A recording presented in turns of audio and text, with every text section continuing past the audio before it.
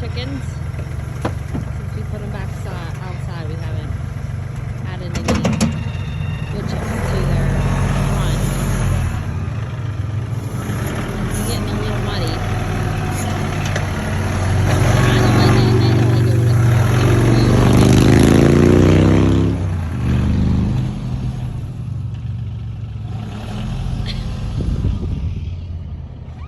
Also covering all the beds that we planted with row cover, closing up the hoops.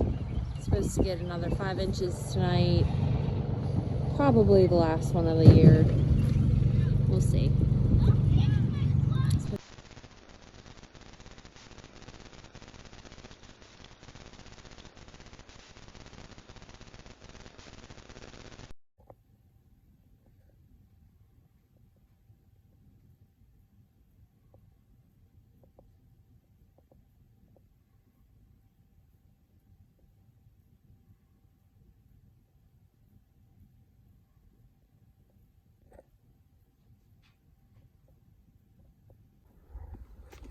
Take a walk over to the garlic and leek plot.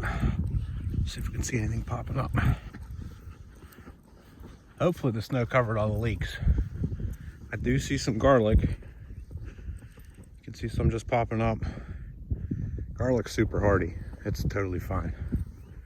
Not worried one bit about that.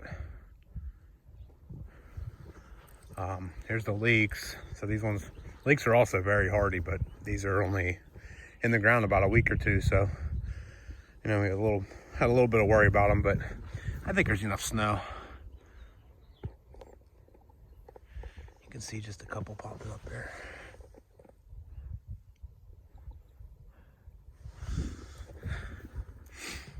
Pretty cool.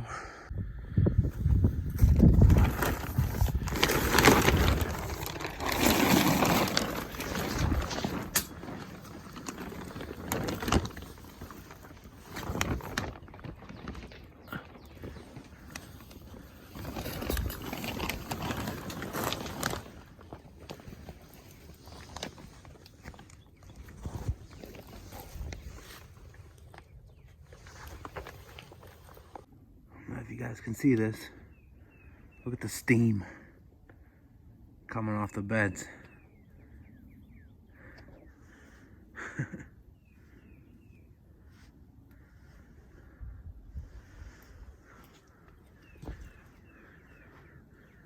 It's about 11 o'clock. So it was 13 degrees last night. And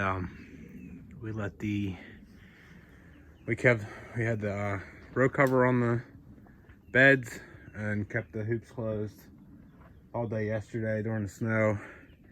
And then I just opened them up here now. Like I said, it's about 11 o'clock. And open it up and there's a big blast of heat coming out of the tunnels. And obviously you can tell the soil was pretty warm. I mean, it's warm to the touch. None of it's frozen. The tunnel adds about 1 growing zone, and covering up with the fabric adds another growing zone.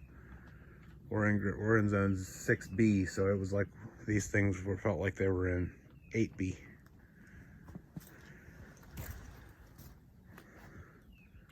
Baby kale, arugula starting to come up, green onions, and then those are carrots over there. We're gonna leave the carrots covered up because I want to try to hold some of that heat in. They're just about ready to germinate. I don't see any yet.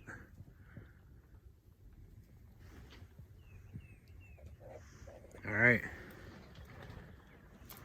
That's it. Hopefully this is the last snow of the year. March 13th. Yeah.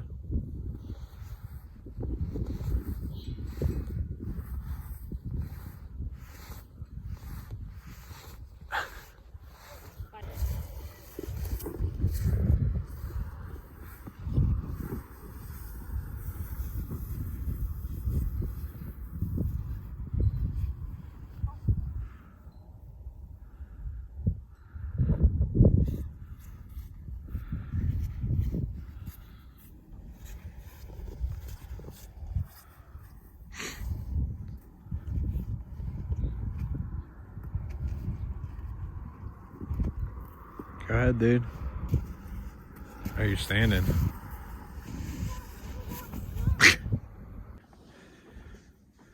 So it's still about 20 degrees outside.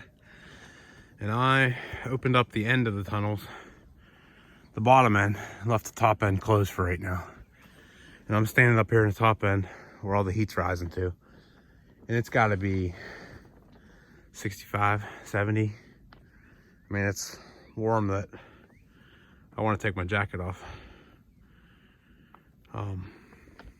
Just uncovered all these beds. This is the first hoop house planted out. Probably should start calling it like the CSA hoop house, because pretty much everything in here is going to be in the first 1 or 2 CSAs. There's onions that were overwintered.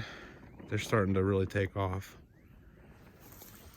They're starting to lose some of the browning leaves that got hit from the cold weather over the winter. So those will be in here for a while. We're going to try to make those into fresh bulbing market onions. Then we got lettuce over here, planted in amongst the onions. Here we have some herbs. We have parsley that was transplanted, and then we have dill and cilantro that you can see is just starting to come up. Third bed is let's see, I can't remember what we put here. This is maybe you know what, that's dill, and this one's cilantro, that rose cilantro. And then we got kale. So the idea is the kale takes a little bit of time to get going, but once it's full size, we'll pull out the onions next to it, and the kale will stay in here for the better part of the spring. Over here we got 2 rows of radishes and 1 row of hackeri turnips. So guys, there's a good chance that first CSA is going to look like mesclun mix, kale, parsley, dill, cilantro, probably some green onions, some radishes, turnips, and most likely some kale, at least baby kale. So what is that, like 9 things? We'll be ready at the beginning of May. It's hard to believe. Coming soon. We'll take a look outside here real quick just to... It just gets colder and colder the closer I walk to the door. It's pretty obvious, but it's still interesting. That's what we got. We got blue skies today. So there'll be plenty of warmth in these tunnels. We'll probably let the heat hit them for a while, let some of the rest of the snow fall off the tunnels, and then open up the ends. We're supposed to have nice warm weather all week this week, so we got enough snow that the things that we planted outside got covered up pretty well. Here's the other tunnel.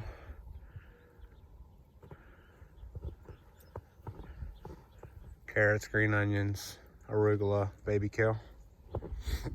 So this plot right here is the one that we showed you in the last video that has beets, which are covered with the four inches that we got, plus whatever fell off the hoop house. So they are very well insulated. Hopefully they make a bounce back. And then peas didn't come up, so I'm not even worried about that. I checked them before the cold came in and they didn't even germinate. Potatoes are totally fine. We just put those in. So I'm saying probably early to midweek, everything will be thawed out. This is the carrots and spinach. We'll show you some more of that later on in the video. And then this is the beds that we planted out last week as well. It's cabbage here, 2 beds of lettuce, and a bed of carrots. They're all very well protected. Still haven't gotten to the tunnel of doom. Those hot peppers.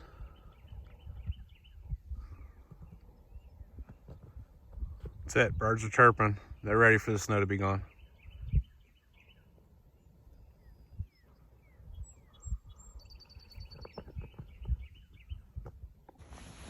There you go. It's building. Keep rolling it.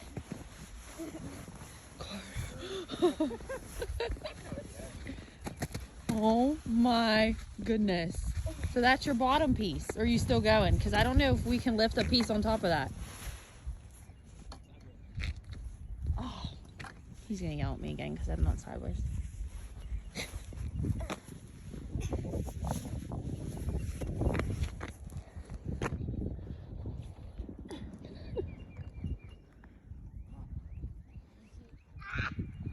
Oh man.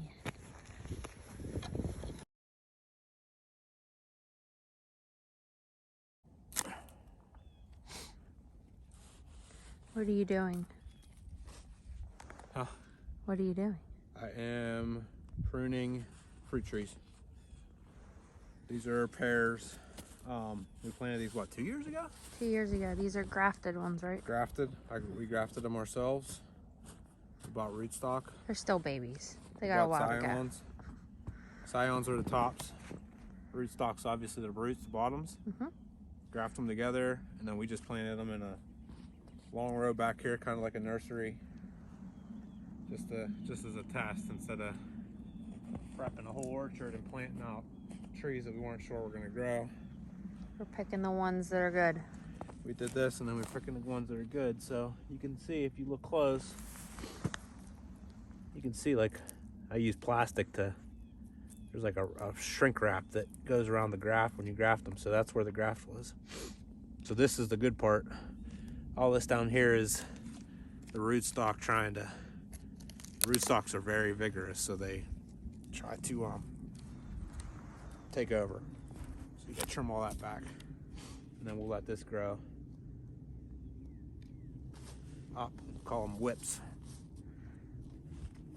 And then once they get bigger, we're gonna move them up to the top. Somewhere up there. Somewhere up there. We have a real plan good for one. an Look, orchard. you can see the graft real nice on this one. You see where it was cut right there. Right there, right there. So that's a real nice one. What do you think, Carter? Look at me. You're on YouTube, man. Say hi. They made a serious snowman over on the other side of the farm. We took a video of it.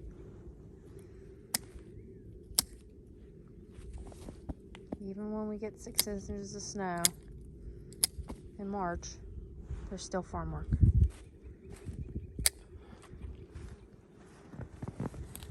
Spring's showing up this week, so that's really nice.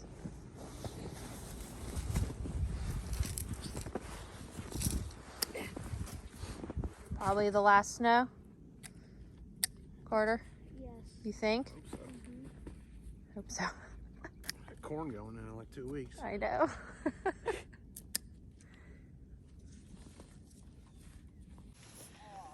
All right, guys, so we had a couple questions about what we were spreading from the Ziploc bags in our last YouTube video, and we realized that we didn't explain it very well. So we're gonna explain it really quick so you guys understand. So what are they? So we do a soil test of all the beds every single year. We send it away to Kinsey Ag. It's they focus on organic gardening methods and small scale farms, and they give us recommendations on what minerals and supplements to add to the garden based on the results of those tests. So there's anything from like potassium to iron, obviously nitrogen. Plants love nitrogen, so there's a lot of feather meal and bone meal in here that have they give the nitrogen. There's even like some of the micronutrients like is it boron and Yes. molybdenum, stuff like that. So we get the results back, and then Kev makes up these bags, and we put them on each of the beds. There's cousin Jen and Damien. And right before we're getting ready to flip the beds for planting this year, we make sure we put this down. Yep. Right? Yep. So that's what you saw in the last video. So How long before you are putting the plants in do you put that down? usually right before we add the compost. We usually do it right before we flip the beds. Yeah. Yep. Yep. So what would be your like step-by-step real quick, like it's like out there, you know how So like, this, you but showed- yeah, so this hoop house is going to get flipped. what is So you see the You know, Ziploc you- bags. Yeah. So we will, So the process Yeah. for flipping this bed. So we would harvest out whatever spinach we can harvest, Got it. obviously, and then we'll come in, depending on how big the crop is, we'll come in with a flail mower, which is like a lawnmower on steroids, Got it. yeah. and it chops everything up into very fine material. And that's almost like a mulch.